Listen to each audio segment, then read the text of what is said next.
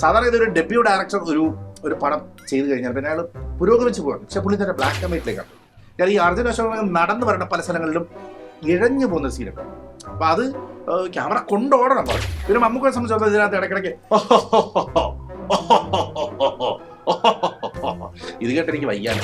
ഈ സ്ക്രിപ്റ്റിന്റെ ഒരു പോക്ക്, അതിനൊരു ഫ്ലോ, അത് നമ്മളത് പാല് കറന്നെടുക്കും പോലെ ഒഴുകി വരണം.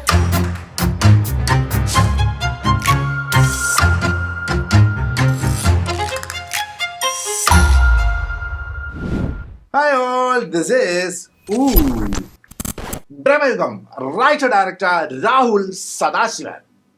ചെറിയ സിനിമകൾ, ചെറിയ ഡയറക്ടർ, ചെറിയ ആക്ടേഴ്സിനെ വെച്ച് ഭൂതകാലം പോലുള്ള ചെറിയ പടം എടുത്ത ഒരാളാണ് ശ്രീ രാഹുൽ സദാശിവൻ. രാഹുൽ സദാശിവൻ എന്ന ഡയറക്ടർ ഇപ്പോൾ കാലങ്ങളുടെ കഥ പറയുന്ന ഒരാളാണ്. അപ്പോൾ ആദ്യത്തെ പടം ഭൂതകാലം ഒരു കാലത്തിന്റെ കഥയാണ് പുള്ളി പറയുന്നത്.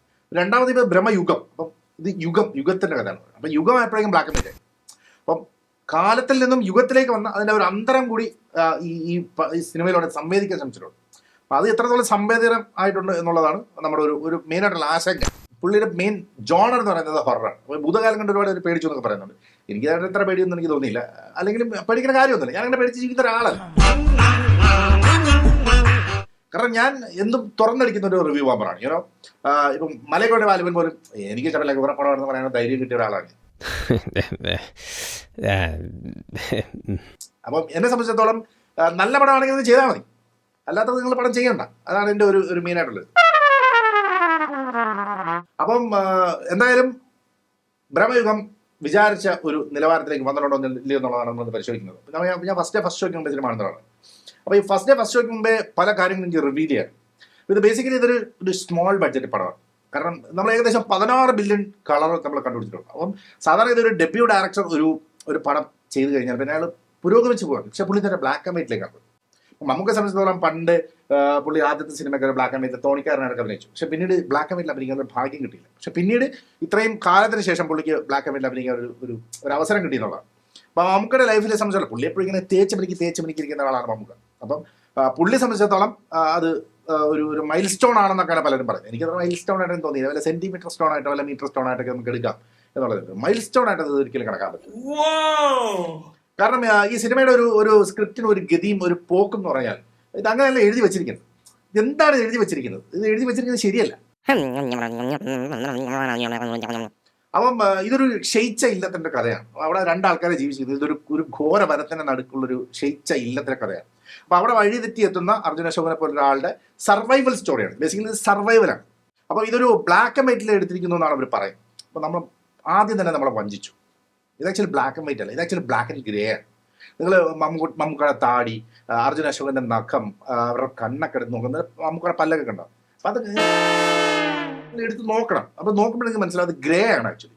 നമ്മളോട് ബ്ലാക്ക് ആൻഡ് വൈറ്റ് പറഞ്ഞാൽ നമ്മൾ ആദ്യം തന്നെ നമ്മളെ പറഞ്ഞ് വഞ്ചിച്ചു. അപ്പോൾ തന്നെ മൂട് പോയി. പടം കാണാൻ മൂട് പോയി. പിന്നെ അതുപോലെ തന്നെ ഈ ബ്ലാക്ക് ആൻഡ് വൈറ്റ് എടുത്തിരിക്കുന്ന പല സ്ഥലങ്ങളിലും ലൈറ്റ് ഇടേണ്ട പല സ്ഥലങ്ങളിലും ഇരുട്ട് കുത്തി നിറച്ചിടും. അപ്പം അതൊരു ശരിയായ രീതിയല്ല. പിന്നെ അതേപോലെ സിനിമറ്റോഗ്രാഫി, ക്യാമറയുടെ കാര്യമൊന്നും പറയണ്ട. കാരണം ഈ അർജുൻ അശോകൻ നടന്നു വരേണ്ട പല സ്ഥലങ്ങളിലും ഇഴഞ്ഞു പോകുന്ന സീനൊക്കെ. അപ്പം അത് ക്യാമറ കൊണ്ടോടണം പറയും. അത് കൊണ്ടോടാനുള്ള സ്ഥലം ഇല്ലാത്തടത്തുകൂടെ പുള്ളിയെ കൊണ്ട് ഇഴച്ചൊക്കെ അഭിനയിച്ചു. അപ്പം അതൊരു ശരിയായ നടപടിയല്ല. മനസ്സിലായില്ലേ? അപ്പോൾ ഇതൊക്കെ ഒരു ഡെബ്യൂ ഡയറക്ടർ രണ്ടാമത്തെ പടം എടുക്കുമ്പോഴേക്കും ഞങ്ങളെ പോലെയുള്ള റിവ്യൂവേഴ്സിൻ്റെ ഒരു അപ്ഡേഷൻ എടുക്കണം. ഒരു അവസാനത്തെ ഒരു അഞ്ച് റിവ്യൂ ഒക്കെ നോക്കുമ്പോഴേക്കും നമ്മൾ ട്രെൻഡ് എന്താണെന്ന് മനസ്സിലാവും. ആളുകൾക്ക് അത് എങ്ങനെയാണ് ഇത് രസിക്കുന്നത് എന്നുള്ളത് മനസ്സിലാവും. നമ്മളെ പൊതുവേ നിങ്ങൾ മൊത്തത്തിൽ പുച്ഛമാണ്.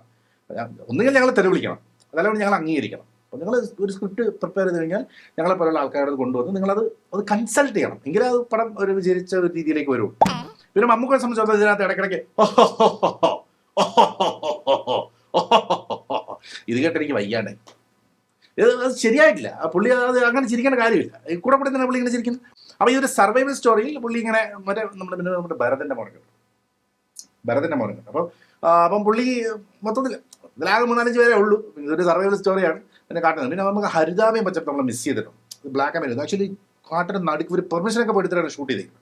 അപ്പോൾ ഇത് പഴയ ഇല്ലെന്ന് പറയുമ്പോൾ അതിൻ്റെ ഒരു ബ്യൂട്ടി ബ്ലാക്ക് ആൻഡ് വൈറ്റ് നശിപ്പിച്ചു. കാരണം ഈ പഴയ ഇല്ലെന്ന് പറയുമ്പോഴേക്കും നമ്മുടെ ഈ തൂണൊക്കെ ഉണ്ടല്ലോ, ഈ ഇഷ്ടികയുടെ നിറത്തിലുള്ള ചുമരുകളിൽ ഓട്, പിന്നെ അതുപോലെ കാടെന്ന് പറഞ്ഞാൽ മനോഹരമായ കാടായിരുന്നു. അത് ബ്ലാക്ക് ആൻഡ് വൈറ്റ് ആക്കി നശിപ്പിച്ചു. അപ്പോൾ അത് ഒരു മൊത്തത്തിൽ അത് ശരിയായില്ല എന്നുള്ളതാണ്. പിന്നെ ഈ സ്ക്രിപ്റ്റിൻ്റെ ഒരു പോക്ക്, അതിനൊരു ഫ്ലോ, അത് നമ്മളത് പാല് കറന്നെടുക്കും പോലെ ഒഴുകി വരണം സ്ക്രിപ്റ്റ്. പക്ഷെ ആ ഒരു ഒഴുക്ക് ഈ സിനിമയ്ക്ക് നഷ്ടപ്പെടും. അപ്പോൾ അതാണ് ഇതിൽ മൊത്തത്തിൽ എനിക്ക് പറയാനുള്ളത്. ഇതൊരു സർവൈവൽ സ്റ്റോറിയാണ്. ഞാൻ ഫസ്റ്റ് ഷോയ്ക്ക് കാണുന്ന ഒരാളായതുകൊണ്ട് പിന്നെ മൊത്തത്തിൽ എനിക്ക് റിവീൽ ചെയ്യാൻ പറ്റില്ല. കാരണം പിന്നെ അടുത്ത ഫസ്റ്റ് ഷോ കാണുന്ന ആൾക്കാർക്ക് പിന്നെ അതൊരു ബുദ്ധിമുട്ടാകും. അപ്പോൾ അതുകൊണ്ട് എനിക്ക് മൊത്തത്തിൽ ഒരു ക്ലിഷയായിട്ടാണ് എനിക്ക് തോന്നിയത്. ക്രിഞ്ച് പരിപാടിയാണ്, മനസ്സിലായി. അപ്പം വെറുതെ ബ്ലാക്ക് ആൻഡ് വൈറ്റ് എടുത്തുന്നുള്ളത് വെറുതെ പൈസ ലാഭിക്കാനായിട്ട്. ഓക്കെ, അപ്പം പടം എത്ര പോരെ.